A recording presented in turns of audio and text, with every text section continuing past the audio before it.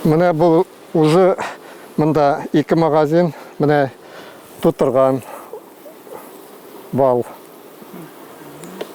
Игорь Савгильдин тормыш иптәше Вера ханым белән умарталары арасында кайнаша, уңышны барлыйлар. Тиздән умартачылар өчен кызу урак өсте бала йөртү башлана. 2 көндә бер магазинны тутырып баралар, менә медоз бара. Савгильдиннар үзләре Канаш авылында яши, авылдан ерак түгел урман эчендә 40 баш умарта тоталар. Гаилә башлыгы Игорь Николаевичның умартачылык белән мавыгуы кечкенәдән килә. Әтисе дә, бабасы да тәҗрибәле умартачылар була. Бабасы ясаган умарталары хәзер дә уңыш туплауда хезмәт итә.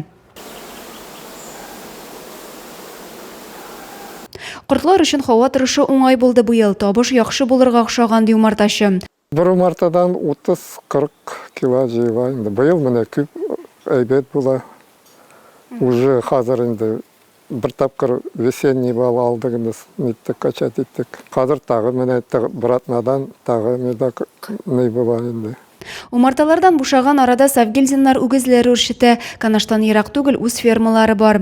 Крестьян фермер хуҗалык булдырып, халыкны ит белән тәэмин итәләр. Бу өлкәдә Савгильдиннарның тәҗрибәләре зур. Моңа кадәр үсемлекчелек белән дә шөгыльләнеп карыйлар. Алдан растениеводство белән айындан ферма сатып алдык. Расформировать иткәч колхозларны.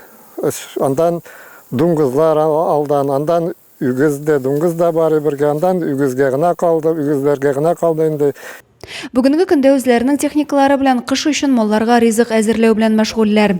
Тырышлыклары бушка китми, үзләренең сатып алучылары да бар. Көзен авыл хуҗалыгы ярминкәләре дә Савгильдиннар продукциясеннән башка узмый. Адилә Борханова, Александр Тимофеев, Максим Майоров, Зей хәбәрләре.